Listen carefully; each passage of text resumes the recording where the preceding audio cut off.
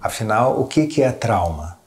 E, claro, todo mundo tem um palpite, assim como aquele ditado de médico e louco todo mundo tem um pouco, mas também sobre trauma, meio que todo mundo sabe do que é que se trata. Mas de que maneira que este conceito tem sido abordado pelo campo da ciência? E o entendimento inicial é de que uma experiência traumática é um evento externo, né, que acontece, que se impõe sobre nós. E pode ser tanto um evento resultante de uma experiência da natureza, como um acidente, um azar da natureza, um terremoto, um tsunami, um furacão, algo parecido.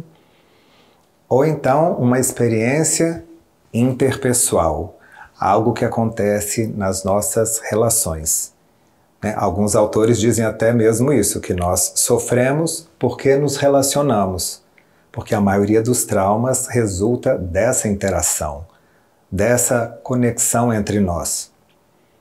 Alguns estudos mostram que essas vivências cataclísmicas da natureza tendem a ser mais facilmente superadas, como se fosse algo assim, foi algo dos céus, foi do destino, Deus quem quis, ou a natureza se impôs. Portanto, não houve uma intencionalidade de nos machucar, de nos fazer mal. Mas ainda assim, ficamos traumatizados quando essa experiência traz o risco de um aniquilamento, uma ameaça à nossa integridade física. Quer dizer, isso não é necessariamente linear. Aconteceu o acidente e necessariamente vamos ficar traumatizados, mas aumenta a probabilidade. Então, na definição, o evento tem que ser externo e é algo que ameaça a nossa integridade pessoal, tanto com o risco de ameaça ao nosso bem-estar, quanto de morte também. Agora, é curioso que essa definição vai sendo cada vez mais analisada, estudada e ampliada para incluir também o risco de aniquilamento ou de morte de um ente querido. Isso quer dizer que nós podemos ficar traumatizados não somente com experiências de algo que acontece diretamente conosco, mas de algo que acontece com uma pessoa de quem gostamos. Ou às vezes até mesmo, pode até nem ser uma pessoa assim, de quem gostamos necessariamente, mas vemos alguém ser atropelado, vemos alguém sofrer um acidente, e isso potencialmente pode ser traumatizante.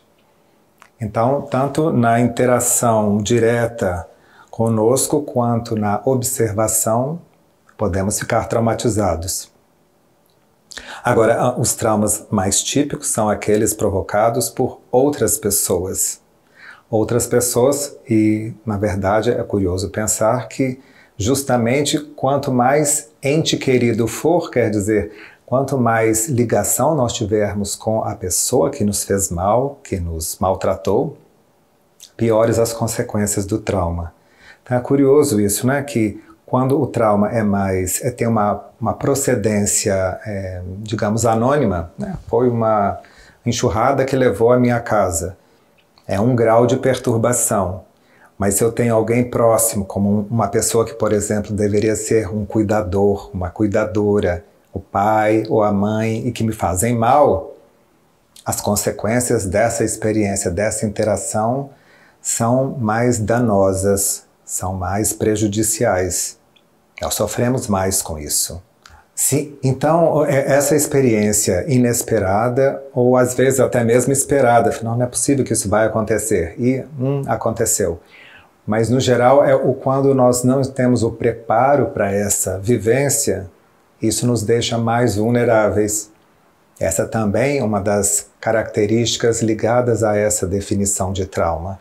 Um evento externo que nos atinge, seja pela natureza, seja pela interação, diretamente ou com alguém, um ente querido, ou uma pessoa com a qual nós temos assim, algum tipo de identificação, e que nos deixa num estado de desamparo, de impotência e de desesperança. Então, esses são dois ingredientes fundamentais para a experiência ser considerada traumática.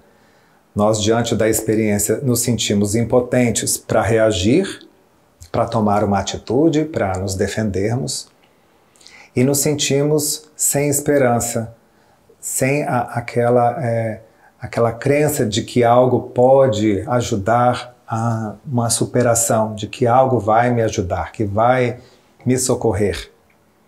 Então, esses dois ingredientes consolidam a experiência traumática para nós. Essa experiência vai ser perturbadora, então, justamente porque nós não identificamos uma saída possível. E isso cria também um fator que agrava a experiência. Além disso, essa vivência, seja ela da natureza, seja de uma interação com outra pessoa, causa uma vivência emocional excessiva. É como se fosse algo que é mais difícil de nós assimilarmos, de nós conseguirmos digerir. Esse excesso faz com que o nosso self, o nosso eu, se veja subjugado diante de tudo isso, de algo maior. Então é uma vivência na qual nós nos sentimos menores, sem possibilidade de enfrentamento. Ou as tentativas de enfrentamento são inúteis, elas não adiantam. Nos deixando, portanto, nessa visão, uma nova visão de mundo. Aquele mundo que eu supunha ser previsível, aquelas pessoas em que eu imaginava poder confiar, isso fracassa. Dessa forma, nós temos essa definição um pouco ampla do que é uma experiência traumática.